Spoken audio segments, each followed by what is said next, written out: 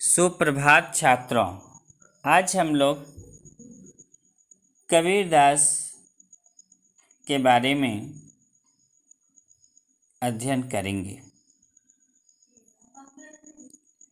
कबीर के जन्म और मृत्यु के बारे में अनेक किंवदंतियाँ प्रचलित हैं। कहा जाता है कि सन 1398 में काशी में उनका जन्म हुआ और सन 1518 के आसपास मगहर में देहांत। कबीर ने विधिवत शिक्षा नहीं पाई थी, परंतु सत्संग, पर्यटन तथा अनुभव से उन्होंने ज्ञान प्राप्त किया था।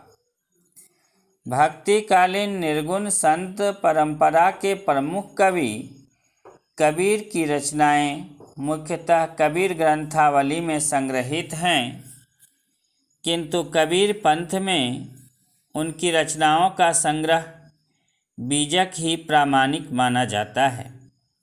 कुछ रचनाएं गुरु ग्रंथ साहब में भी संकलित हैं। कबीर अत्यंत उदार, निर्भय तथा सद्गृहस्थ संत थे।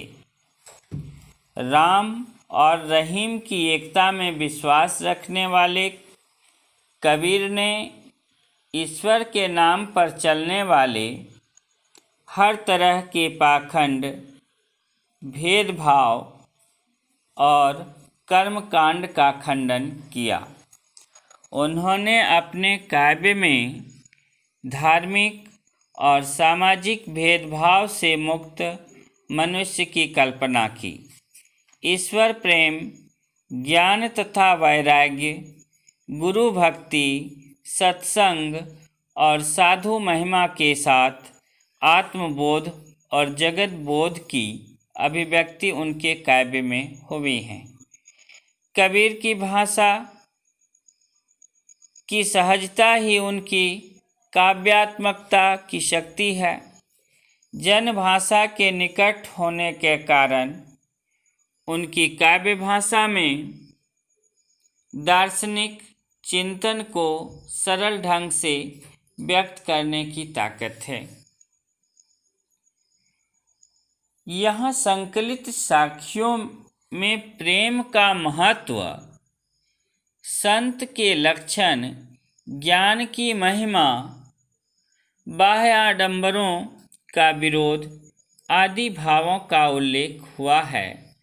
पहले शब्द पद में बाह्य आडंबरों का विरोध एवं अपने भीतर ही ईश्वर की व्याप्ति का संकेत है, तो दूसरे शब्द में ज्ञान की आंधी के रूपक के सहारे ज्ञान के महत्व का वर्णन है। कबीर कहते हैं कि ज्ञान की सहायता से मनुष्य अपनी दुर्बलताओं से मुक्त हो जाता है। हम लोग साखियाँ एवं शब्द पद दूसरे खंड में पढ़ेंगे। धन्यवाद।